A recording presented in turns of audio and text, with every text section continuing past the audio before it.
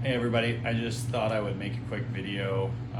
So many people were asking questions on that degreasing picture about the whole process and how I do things, that I figured I'd just make a quick video and show you that way.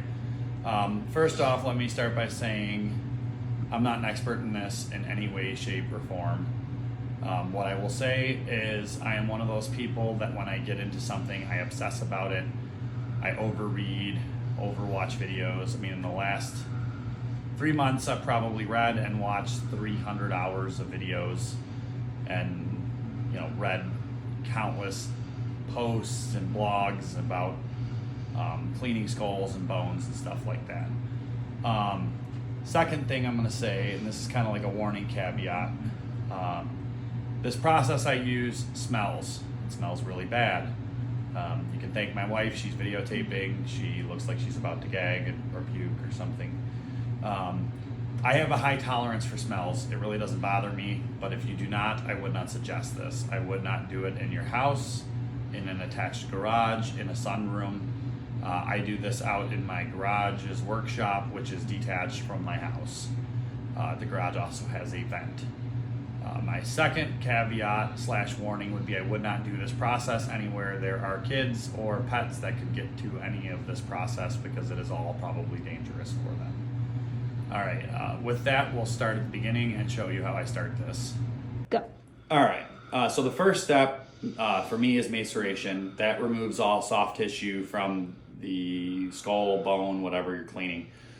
This process will work for anything, but what you have to understand, if you're talking like really small, fragile bones, birds, stuff like that, the skull might fall apart. You might have to glue it back together.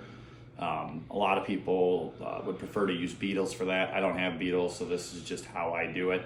You can remove as much meat, eyes, any flesh you can remove from the skull will make it faster and probably smell less. I'll be the first to admit I'm lazy for like small game and stuff, small animals. I just leave it whole and run it. So I start with a skull that at least does not have skin on it. I like using ziploc bags. I find they contain the smell better. They keep the water cleaner, whatnot. So essentially I take the skull I'm cleaning and drop it in a ziploc bag. And then I'm gonna add water to the bag. That's it, just water.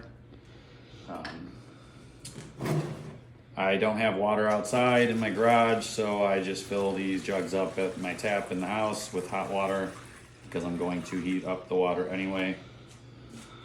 Basically all you need is enough to cover the skull. I try and get as much air out as possible. And then it's going in a cooler, which has a fish tank heater in it that's keeping it at 90 degrees. That will sit in here for probably about 2 weeks. I will change the water out every 3 days or so. That helps with the smell, helps get the stuff out. I will strain the water as I pour it out. That way I don't lose teeth or anything. We will move on to the next step. All right, so I'm pulling this one out. I'm using this one because it's really ready to degrease at this point, and I wanted to keep this video as clean as possible without making people gag or anything. So what I do when I'm ready to get rid of the liquid that's in the bag, I open it up and I dump it through a strainer into a bucket. The reason I use the strainer is that way if any teeth or small bones come out, I'm not losing them. The strainer's gonna catch them. Like I said, this stuff is already basically started degreasing. In this bag is a beaver skull and a raccoon skull and their teeth and jaw bones. But pouring it out would be the same process, whether it's in degreasing or maceration. We're gonna move on to degreasing now. All right, so we're gonna move on to degreasing. There's basically 3 methods of degreasing that are super common in skull cleaning. You will see online, people talking about them in forums. Basically, 3 things you see is ammonia, Dawn dish soap, or acetone. I don't have acetone here. I probably do somewhere, but I don't use it for skulls personally. Where acetone shines is if you're doing really small skulls that are very fragile, like a bird skull or really small animals like geckos, something like that. Acetone you do not have to heat. You can't heat or you're not supposed to heat acetone anyway. And essentially it's just gentler on the skull because you're not heating it. It tends to take a lot longer. So for most animals, I wouldn't use it. I don't do any birds or anything like that. So I do just do this for fun, but I don't really use Dawn. Dawn works. When I first started, I experimented with both Dawn and ammonia, trying both methods. I just personally preferred ammonia. I buy 10% ammonia. I get it from ACO or Ace Hardware. I want to say locally by me, it's like $6 a gallon. You can get 3% ammonia. Basically, the higher the percentage, the less of it you're gonna use per degreasing cycle. So by getting a 10%, I don't have to put as much in there with the water. So that's why I get 10%. It tends to be cheaper when you add it all up. So essentially I'm gonna take my bones, which have been washed after maceration. I'm gonna add some ammonia. Normally I would measure this out, but I'm just doing this real quick for video. I like to do like 3 to 1-ish, maybe 4 to 1-ish, like 3 to 4 parts water to 1 part ammonia. Then I'm gonna add hot water or warm water. Okay. Now I always get as much air out of these bags as possible, just so they don't want to float in whatever container I'm putting them in. All right, so at this point, this is gonna start degreasing. I heat my degreasing from 90 to about 120 degrees, depending on what I'm degreasing. Basically, the more fragile the skull, the lower the temperature. I have 3 tanks set up with fish tank heaters at 90 degrees. And then I have 3 sinus view machines, which I'll show you guys in a second, that are set up between 115 to 120 degrees. I'm gonna drop this back in the 90 degree one just because I'm out of room in the sinus view machines. Those could have went in at 115 degrees, no problem, but I don't have space in there, and they will still degrease at 90, they'll just take longer. Let's move over to the sinus view so I can show you how that works. All right, real quick, this is one of the sinus view machines, or however you pronounce it, sinus viatus or something like that. I don't know how to pronounce it. Essentially, it's a machine that heats water and circulates the water, and it keeps it at a constant, perfect temperature. So the way I do things, I always use bags for small skulls for 2 reasons. 1, it's cleaner. It keeps my bucket water perfectly clean. 2, it lets me use less of the Dawn or ammonia because I'm not mixing it with as much water. So something small like this mink here that's been going for a few weeks, I actually just changed the water yesterday. You know, there's only a couple ounces of ammonia in that versus if I filled the whole bucket, I'd have to use, 3/4 of a gallon of ammonia to the 3 gallons of water that's in there.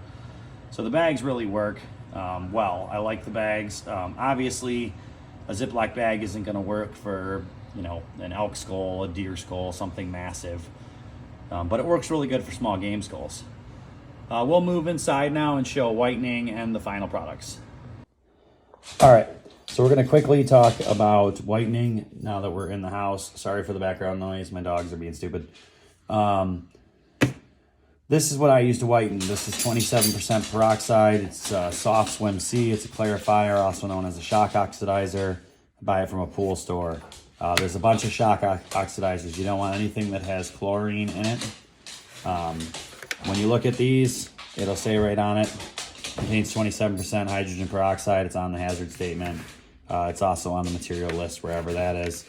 When you buy a shock oxidizers, you want to make sure it is 27% peroxide, not chlorine. That's important. I don't have any skulls right now that need to be whitened. But essentially what I would do is put 1/4 this into 3 parts water. So like if I'm doing a cup, I use 1/4 cup of shock oxidizer, 27% peroxide, and 3/4 of a cup of water. Put in a container with the skull. Put the container in a dark place in my house, controlled temperature. You don't want to heat the peroxide.